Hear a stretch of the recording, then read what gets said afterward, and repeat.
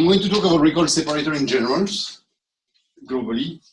And I don't believe that there is anything in this presentation that is so dramatic that if you don't speak about it, you will not be able to do anything in your life. And so let's take the time and whatever, there's no hurry, and I'll stop in time regardless of where we are. And then we can talk about it later if you want. The slides are posted as PDF, and I don't believe there's too many animations that prevent you to see whatever I'm trying to say. So we should be good. I'm trying to have goals. And so what we are going to do is somehow use the formalism that you already started looking in yesterday with George Berg, and some of the properties that you already calculated for some of you that went past the first problem or the third problem yesterday, that we can extract from ion optics calculation to sort of define what to do with the recoil separator and how to deal with it. My hope, I think the first point is moot. The few people who already did the calculation can use the program to do kinematic calculation, so it's not very dramatic. Talking about acceptance, we'll see if we get there. If we reach the final slide, then we'll talk about scaling everything proportionally to magnetic and electric field, and then I would be happy if my first view on the concept of resolving power and mass resolution that George is actually going to talk to you in more details towards the end of the week is something that you get for the first time. The context in 2 slides, maybe 3, I don't remember. So it's we are living in an astrophysics world where basically since Big Bang nucleosynthesis, radiative capture somehow take place, usually involving proton in the Big Bang nucleosynthesis and quickly involving alphas as soon as they are created. And so basically almost everything up to the iron peak would not be there in the form that we see them today if there was no radiative capture. And definitely, absolutely 99.9% of whatever is after the iron peak is because of radiative capture, but with neutrons, not with charged particle. And so this is outside of the scope of this work, but radiative capture is really across the scope of nuclear astrophysics in general. And so we will focus on radiative capture by charged particle, and so we will focus on the thing that is on the left side. And I Google one of the slides that Hendrix presents usually in schools with almost every summary possible of processes taking place in some stellar environment, and we will indeed look into processes that are involved below around here, the iron peak, and that involve P and alpha capture somehow. And there is a fair bit of them. For example, when you look at novae and some of the network taking place in novae at the moment of the thermonuclear runaway at the surface of the novae, every single vertical row here is a proton capture, and some of them are completely transparent in the sense that the reaction rate does not matter for the evolution of the novae or the light curve of the novae or of the novae of the element production, but other, usually because they are weaker and waiting point, play a critical role. And in the same sense, that's what happens in the alpha P and RP process, where again, all the little vertical parts that you can see here are indeed radiative capture, proton radiative capture for most of them. There's a few here around oxygen 15 alpha gamma, and then some here around magnesium, and then calcium has one here that takes you to a titanium 44. Those are critical alpha capture reaction, okay? But the whole radiative capture world is dominated by proton capture. Now, that is the 30-second overview of why everywhere in stellar environment radiative capture play a role. And as I said, sometimes they play a role, but studying them is completely useless because their reaction rate multiplied by 100 or divided by 100 would not change the outcome of the evolution, while for others, their reaction rate is such that they play a key role, and usually it's associated with their neighboring partners, isotopes, and ways to bypass them. So let's go straight into what we do. Why do we use inverse kinematic? And here at the NSCL, obviously, it's no way to do other way. You have unstable ion, unless your unstable ion lives for a few years, you're not going to make a target out of them. Okay, and so there's no choice. You need an inverse kinematic, and so let's deal with it. Turns out that with stable beam, having inverse kinematic will allow, thanks to the kinematic and the boost of everything forward, is also useful by decoupling the detection system from the place where the reaction occur. And for that reason, you are allowing a minimization of background. Now, there's a million ways to do to minimize background. At Notre Dame, we also put an accelerator a mile underground, protecting from the background from the cosmic rays. Turns out it's also relatively good to decrease neutron background, and so we can do other type of studies there, but we are limited by the natural content in actinide in the rock. It's not like radiation capture, radiative capture have not been studied with stable beam. I mean, this is something that is being done since almost the beginning of nuclear physics, okay? P gamma reaction and alpha gamma reaction were studied by detecting the gamma rays very, very early on in nuclear physics and in nuclear astrophysics.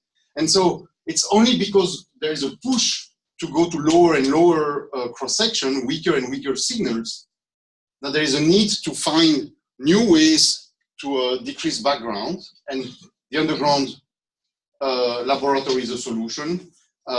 Heavily correlated signals from gamma rays and shielding, etc., is done in North Carolina, for example. They have the LENA facility where they do very, very cutting-edge measurement of radiative capture, and they are not underground. They don't use inverse kinematic and record separator, and they are pushing it to the limit. And so there are a million ways to do it. I'm just saying that inverse kinematic is one of them as well. And we are going to get there. So what's happening past the target? If you send the heavy stuff on the light part, when I give tour at Notre Dame, I'm Gore, and so I'm always giving the idea that a bus goes through a demonstration, and so usually the bus just go through and get out unscathed. The demonstration is a little bit modified, but globally that's it. But once in a while, there is a combination human bus that create the whole thing, and so people are sort of, I scale that based on age of the public and things like that, and also the importance of who those people are. But the concept is important. Most of the time, the beam goes through our targets, regardless of what they are, barely undisturbed, except for energy loss. And energy loss is important, struggling as well. The beam indeed experience an increase in angular and distribution and in energy distribution due to a statistical interaction with mostly the electrons of the atoms of the target, and you can use standard tools that you all know to calculate those kind of things. What else? We sometimes have nuclear reaction, and those nuclear reaction creates what I usually call recoil or product of reaction. When dealing with ion optics, we regularly use the word beam all the time, and so sometimes we use the word beam despite the fact that what we are transporting are the recoils, and so we need some time to be careful. They are emitted forward with calculable properties, including something associated with energy loss and struggling. But for the rest, it's pure kinematic, conservation of momentum and energy, and then you're done. nothing dramatic, and some of you already use a program to calculate that. But then there is one more thing, is that the biggest cross-section involved in the process of sending a beam through a medium are actually atomic cross-section. And those atomic cross-section create exchange of electrons between the beam and the target. The beam and the eventually produced recoil steal or give away electrons to the target, so steal electrons for the target, becoming a little bit less negative, or giving electron away, becoming more negative. There's a huge field of people studying interaction of beam with matter, and yet there's some question associated with that, and we'll talk about it in a second. So, kinematic, big A, that's the heavy one, small a, that's the light one. The uppercase is supposed to tell you that. In the center of mass, they are colliding towards each other at velocity v1 and v2. If you want to look at it in the level scheme, you could imagine that little a plus big A create a compound nucleus big B that somehow maybe has either resonances, or you somehow can capture, creating that nucleus. And so what's happening is that in the center of mass, when the excited state of your compound nucleus is created, in the center of mass, it's at rest, okay, which is great.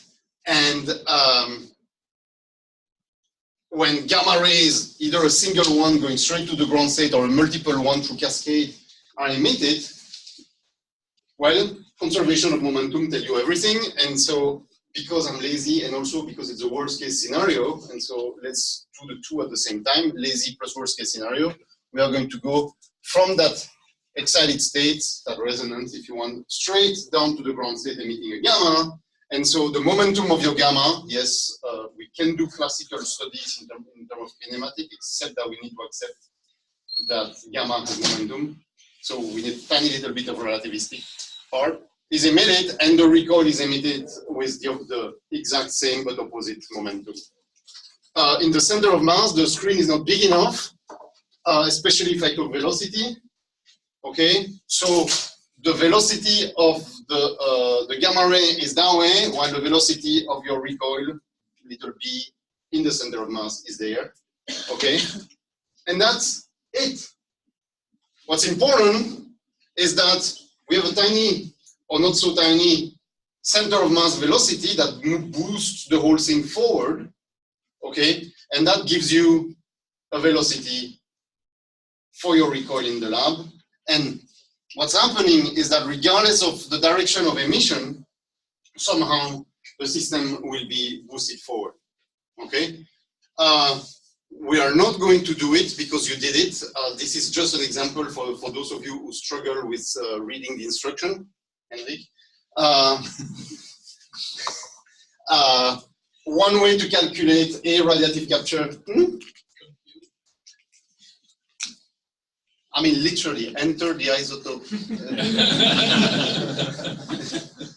But if you enter the maps, it doesn't work. So if you click on AMU, yeah. Are you serious? The guy is very responsive, so you should send him an email. Usually he replies asking if you would pay for an Android version, if he was ever building one. And so I told him, but he fixed bugs. So I actually made him fix some bugs, and he does it. And it's terrible because you believe that it works, but it actually doesn't make sense what it's doing. Well, and that makes sense that it doesn't, because who knows by heart the exact mass of neon 19? And so if you put 19, you have no idea how to calculate the Q value. So I actually feel that it should not be put there ever, but that's why I like the name. It's easier. Yeah, it reads out of the database. It reads out of the here the mass.mass 1114, which is I think AME 2012. So it's not the very last one. For those who are depending heavily on that. Anyway, the output, for me, this is my favorite one because it sort of reminds us that there's two solutions, and the two solutions there comes mostly from the direction of your momentum in which see, that's the price to pay with too many animation. Depending on which direction your momentum and your gammas and recoil are emitted, you end up with two solutions at 0 degree. Damn it.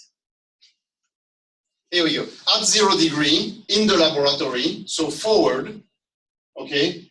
Turns out that the gamma ray can be sent parallel to your recoil or anti-parallel, okay? And that's why you have two energies at 0 degree. You also have a maximum angle, and that maximum angle is when the gamma rays is emitted at 90 degrees, and so this is what defines your average energy. Usually for recoil separator, we tune the separator for the average energy, okay? In first approximation, that's reasonable, but we want to make sure that we accept the energy range provided by that and a little bit more to take into account struggling and uncertainty on the tune. And we also want to make sure that the system has the ability to accept ion emitted at least up to the maximum angle. And here it's in degrees. Okay, I think that I did in degrees. Yes. So this is what's hiding the whole information, the whole kinematics of the particle that comes into your separator. If you want to accept them all, and we are going to talk about why we want to accept them all if we reach that slide towards the end, we need something that bites in energy acceptance, and we need a bite in angular acceptance, and those two conditions need to be met for your reaction to be accepted. The other thing behind the target are those atomic effects, and so let's start with the left picture. So when ion cross-section, there's a possibility of exchange.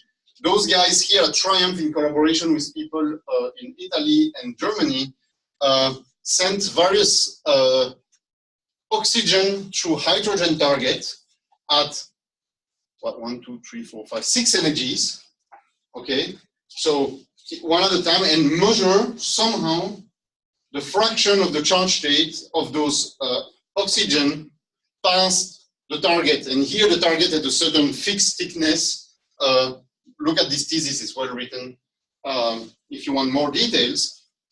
But what you can see is that with the low energies you select, you end up with a distribution of point that is at lower charge state, and at higher energy you have a distribution of point that is towards a higher charge state, lower for low energy, higher for high energy.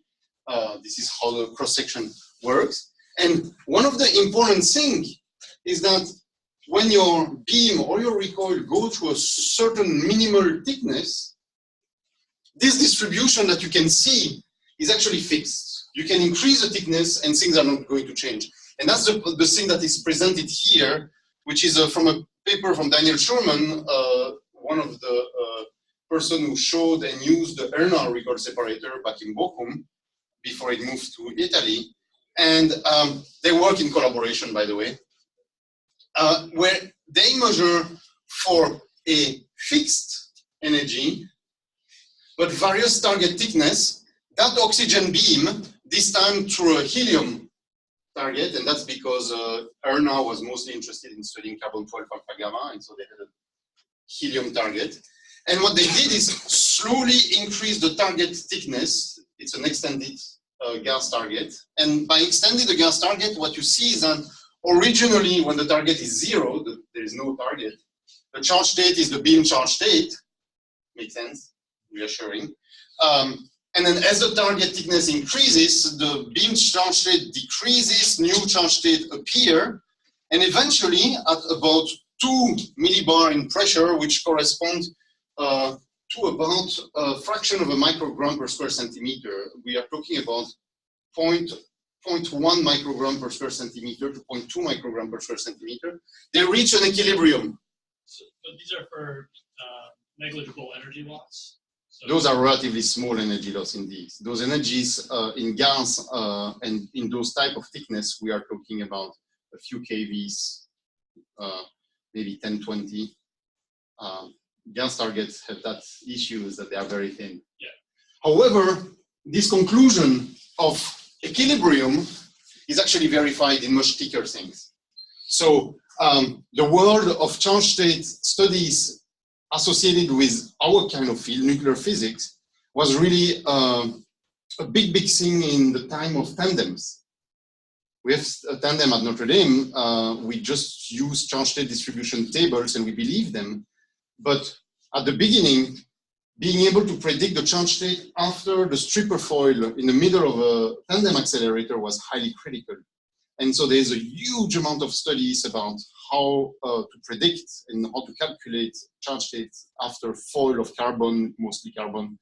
And so there's a slew of phenomenological models that try to predict charge state at equilibrium. So in the zone where your target thickness is thick enough that a small change in target thickness is not going to change the charge state distribution.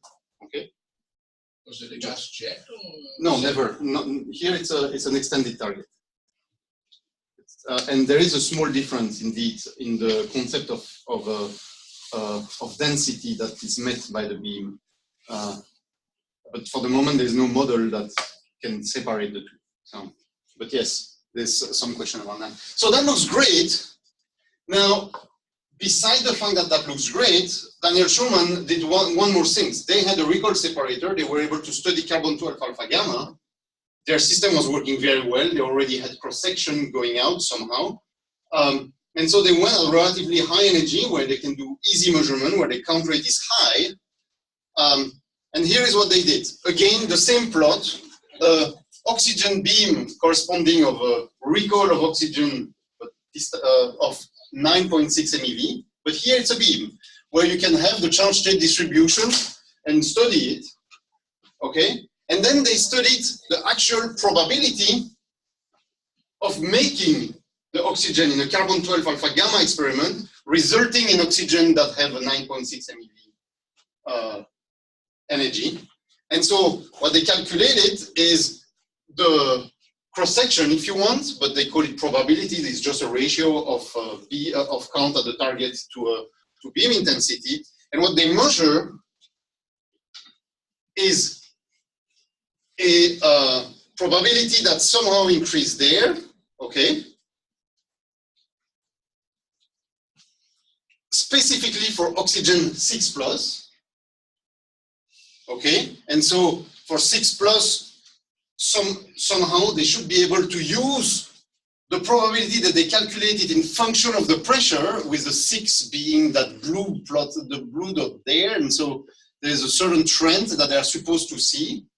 And that's what happened when they integrate that to show the count rate that they are supposed to have. So when the recoil, the oxygen, have the same charge as the carbon, the beam, so 6+, the beam it's like a fully stripped beam. And so what's happening is that that model does not reproduce the data. Now they say, well, that's okay, we capture an alpha, the alpha leaves its 2 electrons, and so most probably what's happening is that the recoil doesn't have the charge state of the beam, but the charge state of the beam and the 2 electrons that it lost. And that's what they obtain, which doesn't match the data. And here, their interpretation, I'm going to tell you what they think that they need to fix it. They install a post-stripper past the target, and their interpretation is the following. The interpretation is to say, I have my helium target and my beam of carbon, okay? How do I know where my reaction takes place? And if my reaction takes place towards the end of the target, how do I know that I have enough thickness between this point and the exit of the target to reach equilibrium? They say, I don't know. And to compensate for that, well, they actually install a zone after their target, a second gas target made of argon, which is a fixed thickness that both the beam and the recoil will cross. Okay, and there they can guarantee that they can be at equilibrium, and as such, they prefer to do that. Okay. In Triumph with Dragon radioactive beam, instead of using a post-stripper that is made of gas, they have low beam intensity because it's radioactive ions. Okay, sorry, for me that's low almost every time. And so they use very, very thin titanium nitride foil, and they love titanium nitride because they can have the thickness extremely homogeneous, and so it doesn't introduce inhomogeneity variation in the distribution of the energy of their recoil. And so this is one of the things that they use at Triumph. So a post-stripper is definitely a solution that, that can be envisioned. Now, in the context of the school and the project of this, that we gave you for your afternoon, I'd like to insist that calculating charge state, etc., is not really part of the scope. And so either you pick your favorite charge state, the number that's the integer that you like the most, or if you want, I can sort of give you a relatively intuitive good direction for the type of charge state you can expect. Okay. But we are not going to calculate charge state in the context of the project. Anyway, so now we are confronted with stuff behind the target. In inverse kinematic, we have beam. Beam, especially with stable beam, that can be, what, 10 to the 12, 10 to the 13 particle per second. Okay? Not so much with radioactive beam. Recoil with an average momentum that is almost the same as the beam, because the momentum taken by the gamma, even if it's there, is really small. And so in average, and also because of the direction of sending the gamma, in average, your recoil will have the same momentum as your beam. The recoil will have a energy or momentum distribution that you can calculate in kinematics plus adding the energy loss and things like that. They will have an angular opening that is much larger than that of the beam, depending on the energy. And finally, we will have beam and recoil with various charge states. That's what we have in inverse kinematic. And that's why we need recoil separator. We need recoil separator because all of that prevents us to just put a detector behind and say, let's count charge particle. Okay? We are going to melt the detector if it's with stable beam, and anyway, it's going to be swamped. The one recoil per 10 to the 10 or 10 to the 13 beam is going to be so swamped that there's no way you can take it out. And so it's kind of difficult indeed to detect the recoil after the target. So let's push that further down, reject the beam with a recoil separator, and then that's going to work. So there are papers about recoil separator. For example, that paper is very well done by Carrie Davids, the father of the FMA at Argonne. And he defines what a recoil separator is. And so with a definition, you should be good. It's a device that separates nuclear reaction product, recoils, leaving a target from an erected beam particle. You design that, you're good. Okay, vacation. The paper actually concentrates heavily on fusion evaporation studies of FMA-like type recoil separator. And so it's a little bit outside of the scope of what we are doing here. Okay, there's a small mention of device dedicated to what we are doing. Here for proton and alpha capture, but on itself, that paper is not really dedicated to a recoil separator. The son of Carrie Davids, Barry Davids, and colleagues, Carl Bruni from OU, wrote a second paper on radiative capture themselves, and there is a fair bit on recoil separator technique that you may be interested in. So you look for Davids and you change the first letter C by a B, and then you should be good when you search for it.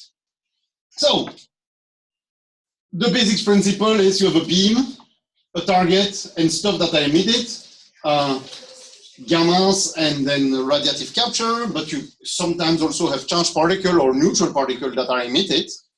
That's something that in the project that you're looking in would be interesting for you to look at all the channels that are open in the reaction that you're looking into and see if for any reason one of the open channel cannot go through the whole recoil separator and swap your signal. That's actually something that for every reaction that you're studying, you should be aware of that. I don't know, you use a hydrogen target, but you decided to be cheap and just use natural hydrogen. Don't you have the end reaction that maybe will look like recoils in your detector. Could they make it till to the end of your recoil separator? Those are important questions. And after that, you put a black box, called a recoil separator. Okay, it's easy. And then a detector, and then you're done. Number of count here divided by the beam intensity there, corrected for the charge state, and you have your cross section. Okay. There is advantages in the order. Radioactive beam, we talked about it. There's ways to identify a specific channel by doing coincidence. We can study at P alpha and P gamma, P gamma and alpha gamma, sorry. We detect the charged particle instead of detecting the gamma. I'll get back to that in a second. And charged particle detection is definitely more efficient than gamma detection. Okay. Now I just said that sentence. Now I need to put a caveat.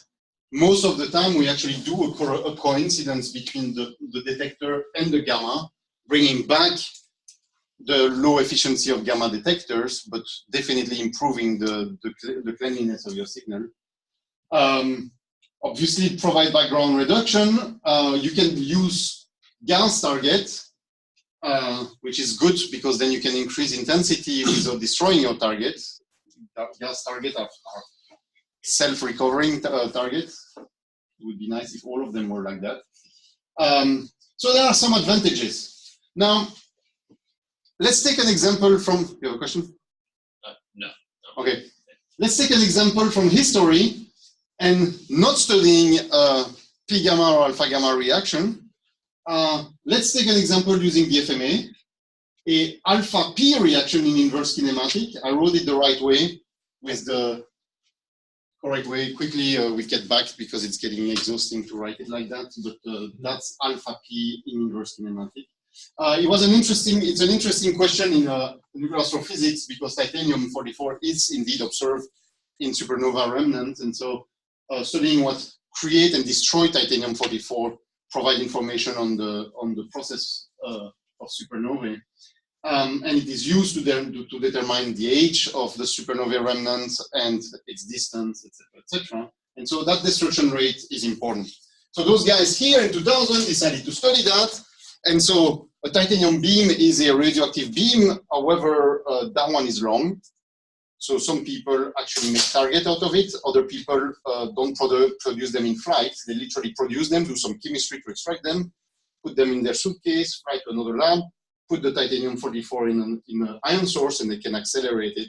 So it's a radioactive beam. Okay, so it's unstable, but with certain advantages, for sure. And so what they did is first looking into their beam, and with radioactive beam comes contamination. And so here is at the end of FMA, they have a detector where they do a energy loss in an ion chamber versus energy in a silicon detector where they measure the residual energy, and they are able to identify the direct beam and then contaminant of calcium-44, which is obviously close in mass, but even some sulfur-33. Okay, that was their beam. So that's what they shot eventually at their target.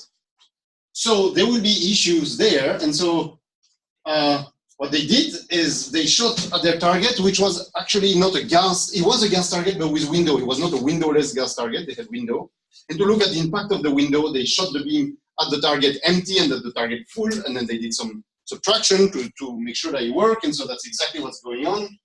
Without gas, they look at the certain version of time of flight between a signal in their final detector and the radio frequency of their accelerator versus the residual energy in their focal plane detector. And they have some beam left, and then in this area here, this is where they're expecting mass 47, the product of their alpha P reaction. Okay, so they have some count. And so those are the counts that they will have to somehow subtract. And then they shot the beam with gas in. And luckily they actually see something, which is, that was their goal. Now they had to do more than just subtracting some count that is coming naturally from the window of of the gas target, possibly also from scattering left and right, and so there's some statistical distribution there that they need to take into account. So they subtract there. They also had to subtract the contribution from their contaminant. Their calcium-44 alpha P reaction also produce a mass 47 element that can contaminate the area of interest. And so there, in argon, what they did was to make a beam of calcium-44, shot at the target, measure the count rate of calcium-44 alpha P, and then subtract from whatever they had in this area. Okay, the calcium-44 beam is clean and so didn't have contamination. So that's why they could afford to do it. Okay. Now, what did we learn from that? This accelerated version of a paper using a recoil separator, but not exactly in our ballpark. Well, first you need to produce a reaction rate, and they did, and so it looked good. They were happy. So what did we learn? Well, they learned that with a radioactive beam, you have beam contamination. You can still have it with a stable beam. Usually it's much less. But in the context of carbon-12 alpha gamma, for example, or a colleague in ERNA, their beam, originally coming straight out of their tandem accelerator, contain oxygen as well. And so the very first ERNA paper floored me. They had the best rejection I've ever seen in my life. They had a rejection of 10 to the 18 and saying, we can actually give you the real number. It's better than 10 to the 18. We'll get to the concept of rejection in a second. But there was incredible. And as a young graduate student, I say, okay, I can stop right now. This is it. There's nobody will ever do better than that. And reading better the paper, turns out they had put a VIN filter at the exit of their accelerator. And that was just the cleaning of the beam. That was even before any nuclear reaction took place. Okay? But that's highly important for them, because if they had shot oxygen at their target and it would have just gone through till the end of their detector, that would have contaminated their signal. And so it's the beam contamination does not just come from radioactive beam contamination and the way they are produced. Now the critical part is particle ID. We barely talk about that here. I saw some of you ask questions about focal plane detector, and George addressed some of them in his answer later today. But building of detectors and processes of detectors to do particle identification is a talk on its own and maybe a little bit outside of the scope of this school. But the important part is the job of the separator. The job of this separator is to reduce the beam intensity to the level that we are not creating background in our detector. Okay, and then that was not shown in the example is what we talked about is the fact that there are single charge state, and so that comes to the efficiency of the separator. How do they reduce like molecule contamination? So like CO2 is 44.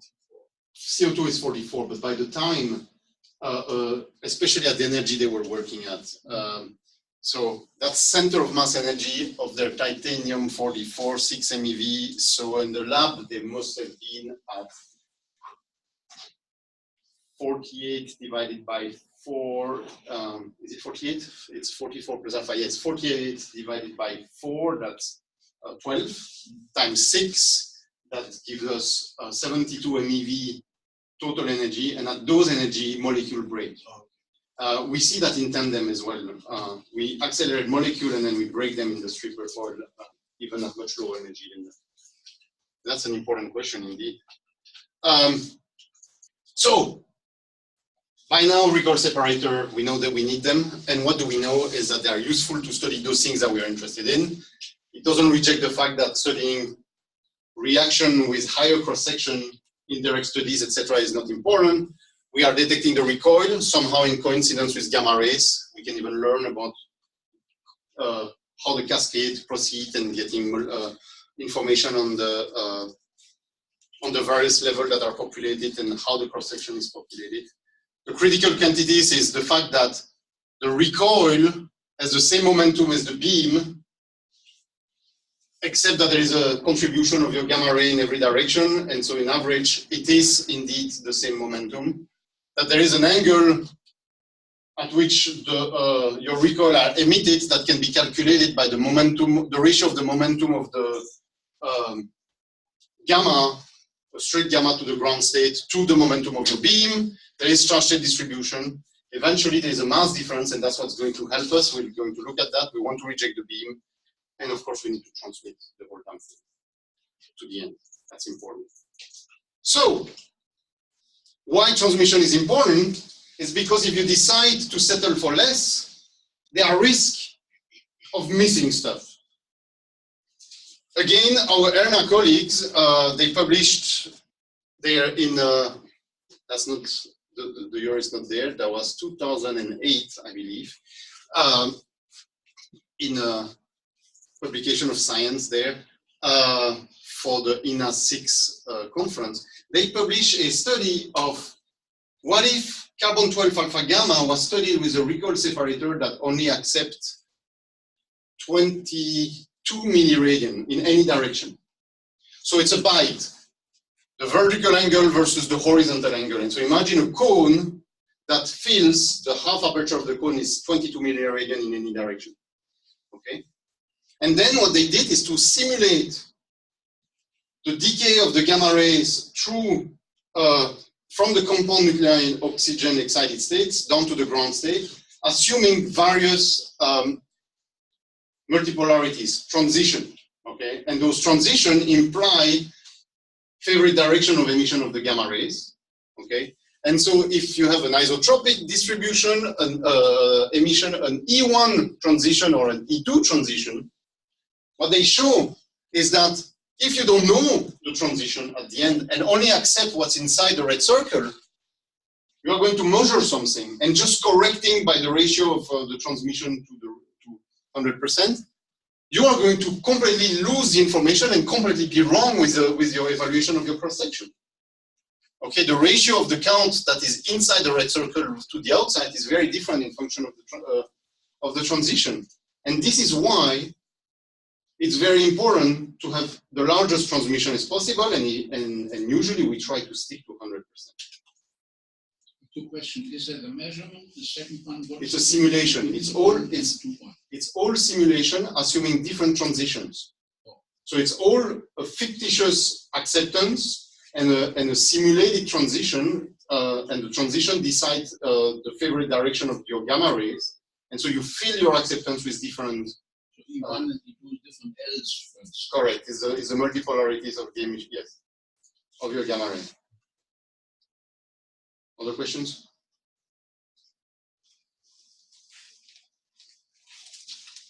We good? So we still need to reject stuff, and the way we reject it is that we need the separator, and we need the help of the detector to have the very final total sense rejection of your beam and making the particle identification of your recoil, so you can do the ratio of the number of recoil at the end to whatever you shot at the beginning. And so if you want less than one background in the area where you're expecting your recoil, the total rejection needs to be better than your reaction rate times an estimate of the quality of your detector. And so, I don't know, 10 to the minus 3 is the ability to reject about, to misinterpret one beam particle as a recoil. And so, let's call it 10 to the minus 3 times the number of recoil needed to be able to reach statistical efficiency. Okay? And to give you numbers, a separator that studied a wide variety of nuclear radiative capture is Dragon at Triumph. They don't have one rejection for the whole system. They have a rejection that varies between a relatively low rejection for every one particle of beam, 10 to the minus 9 to 10 to the minus 15 falls into the wrong region. Now, there's one thing that is sort of reassuring for Dragon is that this part is only the separator part. They can add 10 to the minus 3, 10 to the minus 4 to that number with their detection system. And they are very clever on how they do separation. They do local sync, they do time of flight between the beginning and the end, they do coincidence with the gamma ray, they do time of flight with the radio frequency of their accelerator. They do every single trick they can to have the best separation they can and to provide the concrete that they need. Okay. Now, when you design things, you need to actually use elements. And I think this afternoon, Fernando is giving us a tour of SECAR. And so the elements are actually more clear when you look at them, but let's start with 101. We get back to our Lorentz force. That's my favorite. When I saw that, when I studied my PhD thesis, I say, I'm done with my project in 6 months. I mean, what can go wrong there? I mean, it's obvious. Same momentum means different velocity for people, for particles with different mass.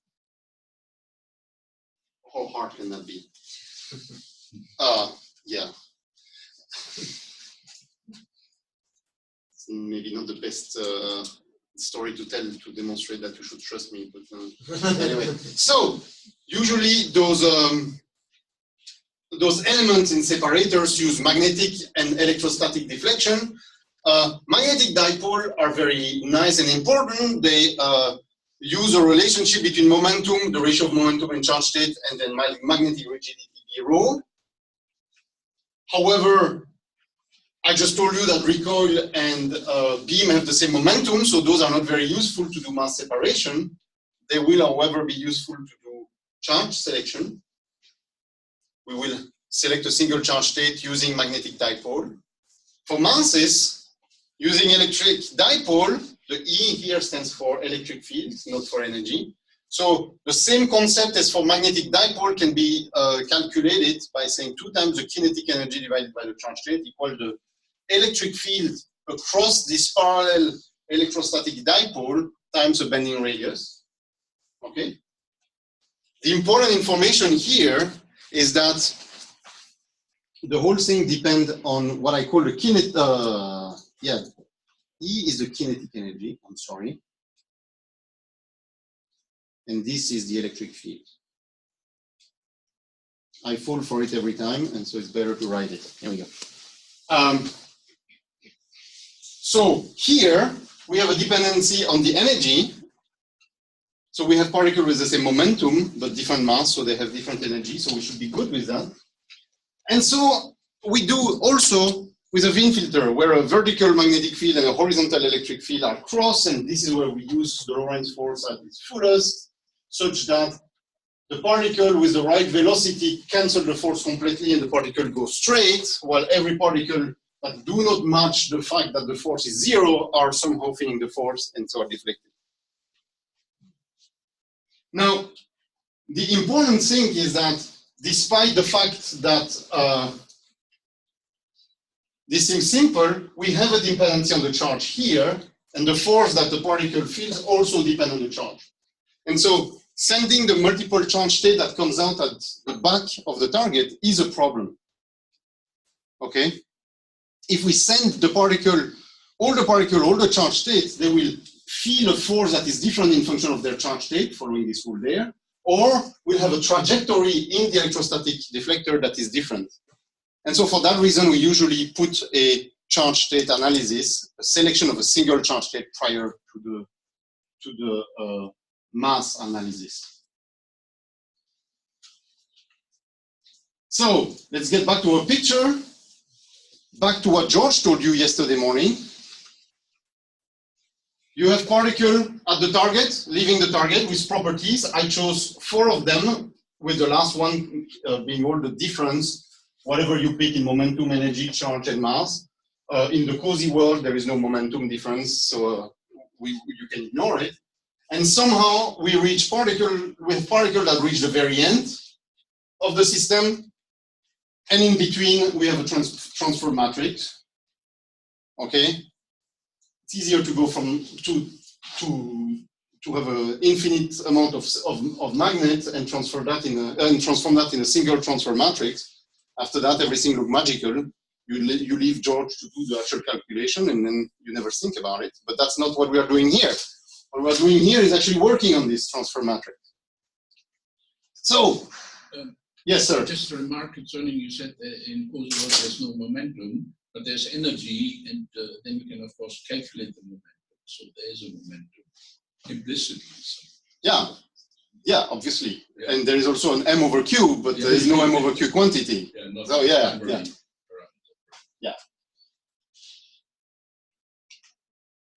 So let's go in the horizontal plane because we are going to choose mostly deflection and dispersion in the horizontal plane.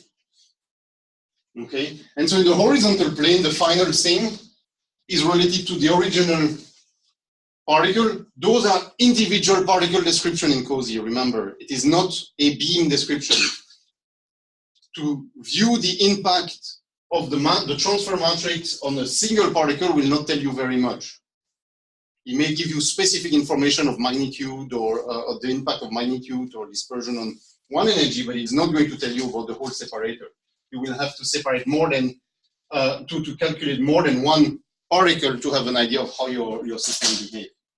Now, that's what we did yesterday. We multiply the matrix, the magnification towards the original size of your beam, times the angular dependence, times the angle, etc., etc. So that's how it looks. And so if we simplify and look only at what's happening in the horizontal plane, we are expressing the final x position, for example, at the place where you are going to do your mass separation, as the product of the top row there and the column, and that looks like this. And now we need to start to make certain choice. In our case, we will want to do a mass separation. And so we are going to choose D, the quantity D here, as the delta M over M0, M0 being your reference particle. Okay? That's what we are going to do. We're also going to try to make something where at the position Z, the extension in the horizontal plane does not depend on the original angle. That's what George would call R12 equal to 0, a focus. Okay? So if we have a focus, the recoil of the mass reference that you are interested in have a width at the position Z that is 2 times the magnification times the original size at your target. Okay? Now you're already brilliant people telling me, but who have ever seen a beam that is just rectangular like that? Nobody. And I agree with you.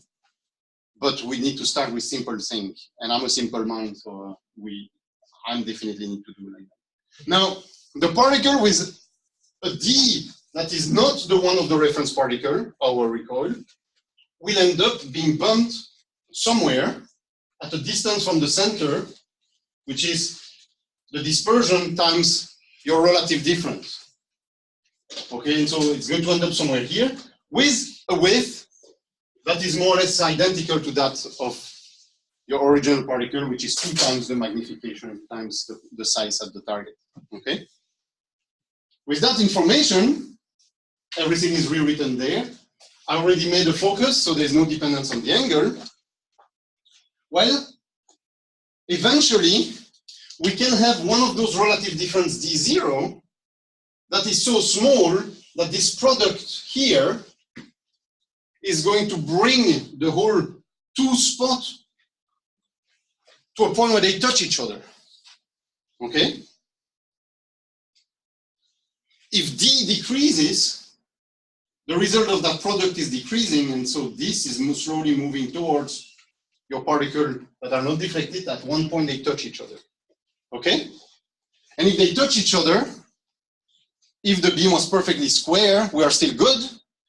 But if D0 still decreases, no, the 2 systems overlap and then no more separation.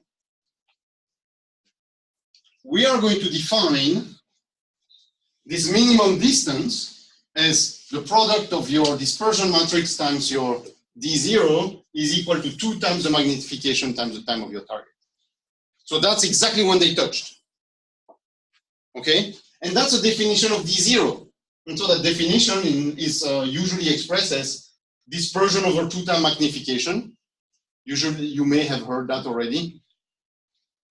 That's going to define the smallest D0 that you can have before the two things overlap.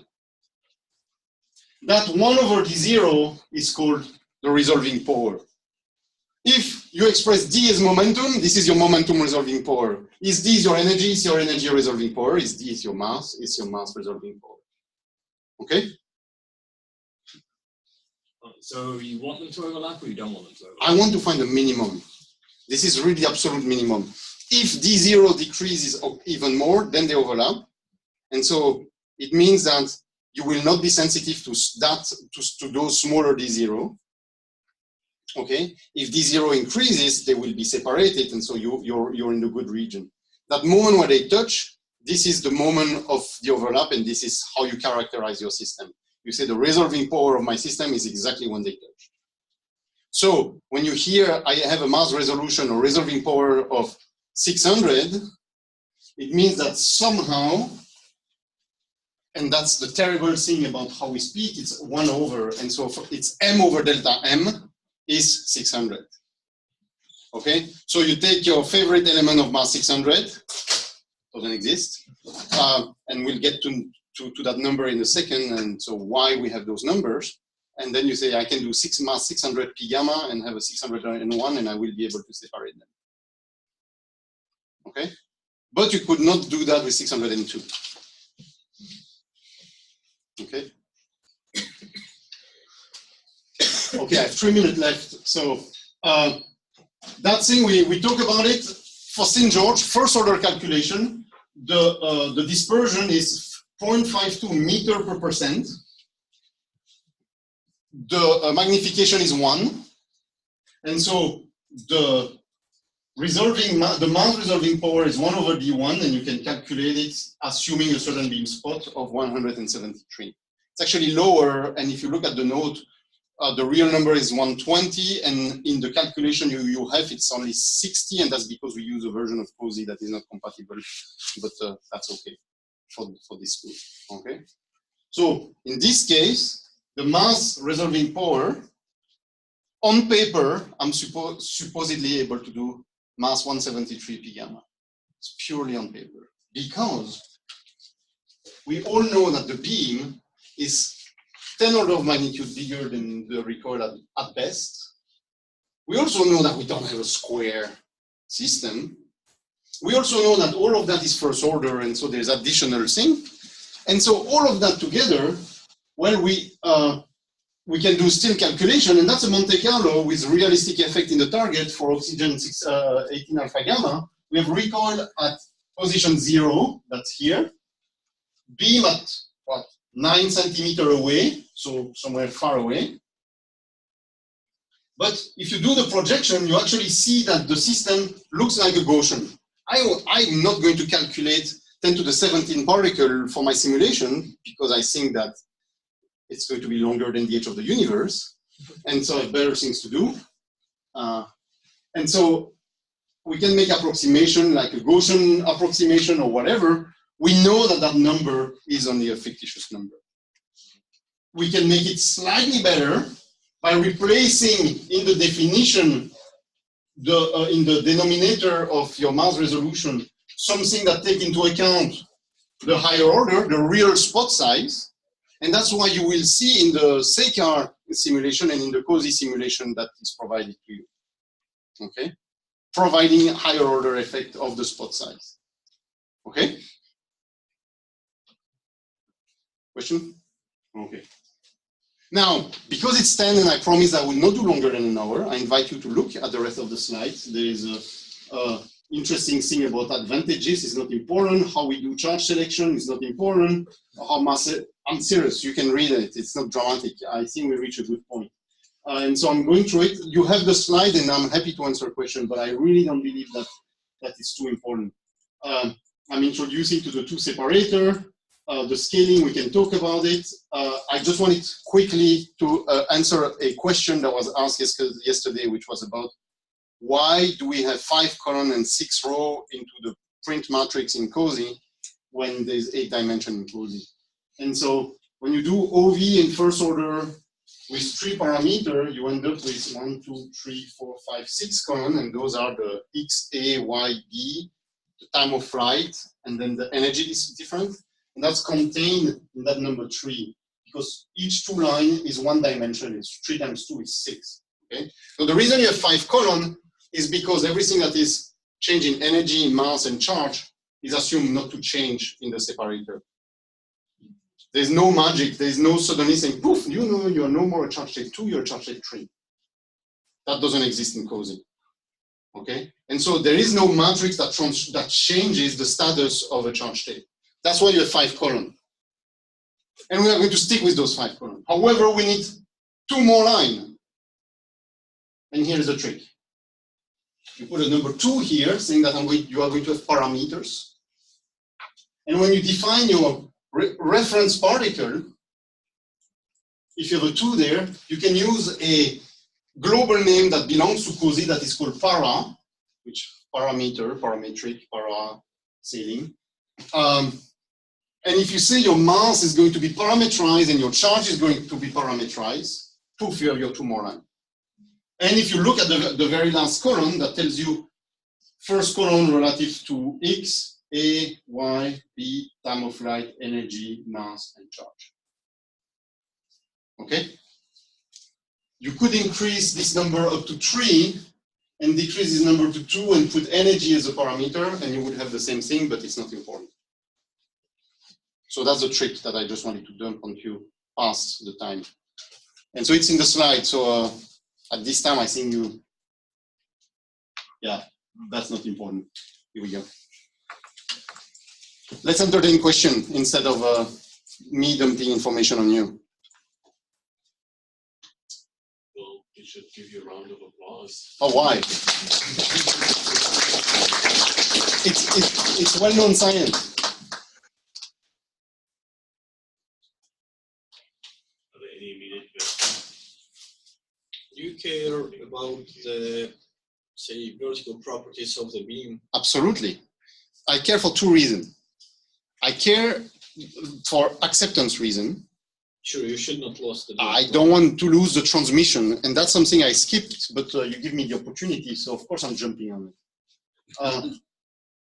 This is the thing that I wanted to leave you with. The efficiency of your system is going to be the actual transmission of a single charge state, times the charge state fraction, times the detection efficiency, obviously. But we really, really want transmission to be 100%. We want to really have a high sensitivity on the charge state, and we need to somehow measure it, but we want the transmission to be 100%. And so vertically, I care for that reason. So with this answer, we are going to build magnet like that, and then no problem, everything will go through it. So the other reason for which I care for the vertical part is because I don't want to build magnet like that. I want to have a reasonable vertical extension as well as horizontal extension. And so by looking at the vertical property, I can also try to play games between the horizontal and vertical space to maintain a magnet of decent size. And so yes, I care about the vertical part. Because I deal with separation in the horizontal plane, and everything I told you was first order, and so there's no crosstalk between the horizontal and vertical plane. We can live in that world, that happy world, for 2 more minutes. My 2 answers are transmission and size of magnet. Now, I also care, especially at higher order, when magnetic fields that are not perfect create correlation between the horizontal and vertical plane. And for that reason, I also need to see, do I have my spot size, for example, where I have my mass slits, my slits where the mass is separated, that have deformation due to those correlations. And so dealing with that is also very important. So the vertical plane is critical as well. I'll get back to you. The slide before, the scaling of the Oh, that's cheating. Yeah. So is that scaling with energy? That's a very good question. So the way particles behave in magnetic field, regardless of the direction of your magnetic field, is proportional to P over Q. So every magnetic element will be scaled relative to their magnetic rigidity, P over Q. So all your quadrupole, all your dipole, the magnetic field of your wind filter, all of those, if you have a solution that you are happy with and know you want to go to another magnetic rigidity, will scale relative to that magnetic rigidity. In parallel, if you have electrostatic element at the same time, Those depend on the kinetic energy. Okay, and those will scale proportionally to the kinetic energy over Q of your particle. Okay. So if you have a higher beam energy, you're going to need that. If you double your beam energy, same charge state, your electrostatic field will double. Your magnetic will be proportional to the magnetic rigidity, and because we just double the energy, I don't know how your magnetic rigidity changed, but yes. Thank you. What is the detector you're using, and what is the measurement in nuclear astrophysics? What do you measure? Counts, some particles? So at the end, the goal is to be able to count the number of recoil, the number of particles that were created in the nuclear reaction. So detector just counts the number of particles. So hitting it. It needs to count. We need to be able to count. That's the goal. However, how do we count them is the first part of your question. So there's multiple ways to do the detection. Usually, and that was the example I gave with the FMA, we use delta energy versus energy. So those ionization chamber versus either other ionization chamber or a silicon detector. The time of flight over a certain distance. This is slightly more complicated, but it's advantageous, especially when your particle have energies that is on the wrong side of the Bragg peak. You also measure time those particles take to reach the focal plane detector, and so that's a radio frequency time of flight, all of that. So there's a lot of weaponry that, of detectory, that word, that you can use. Should we break? Oh, no. I don't worry. Okay. Yeah, we can break. I don't know. You found it. Oh, you found what you were looking for. Okay.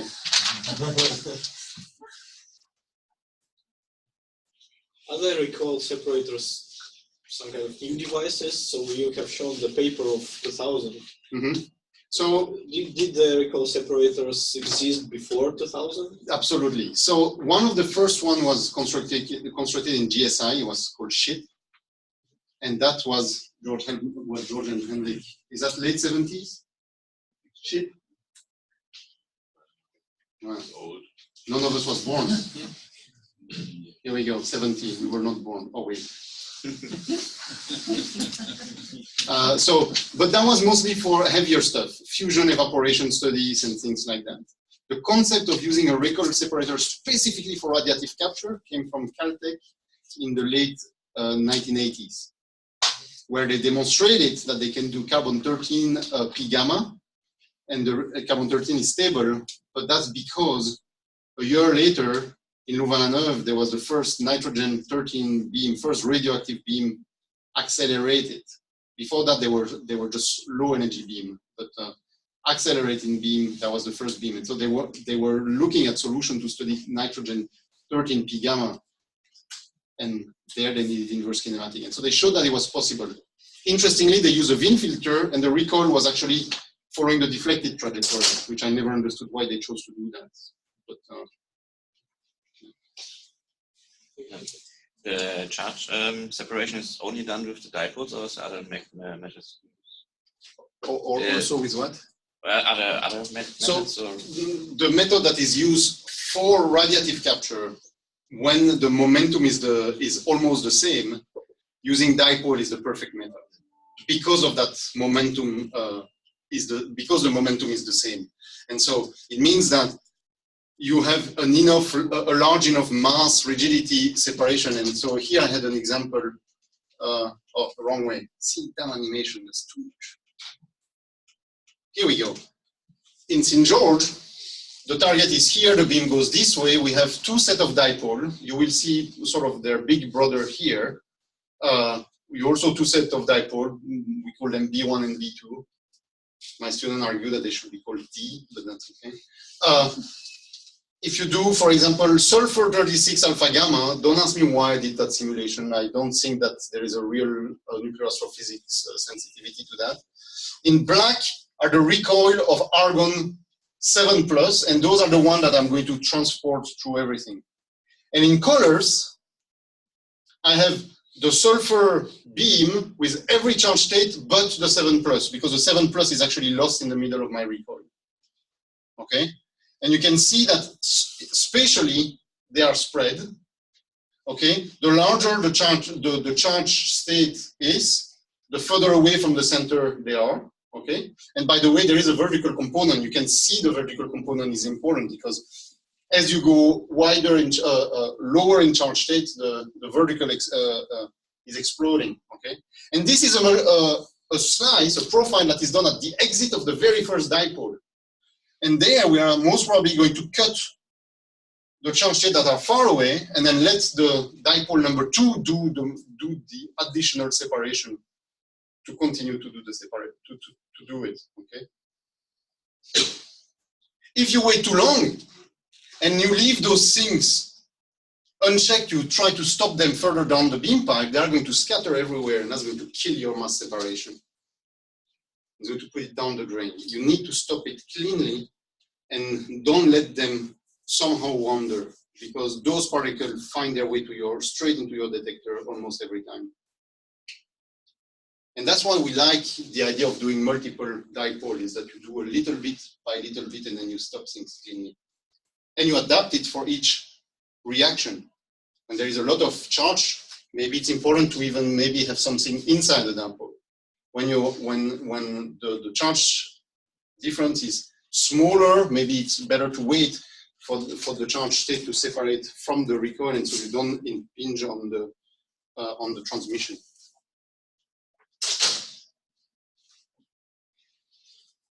I'm a little confused between resolving power and mass resolution. Yes. Because resolving power, you assume that element XA is 0, and you get to the formula. Correct. In the mass resolution, you don't. I have do. the beam spot. I measure the beam spot, and so to a certain extent, I hide the fact that XA is maybe not 0 in measuring the size of the beam spot. But going at a place where you actually have a focus is the way to be. And so you will rarely see someone's quote a mass resolution where you don't have a focus.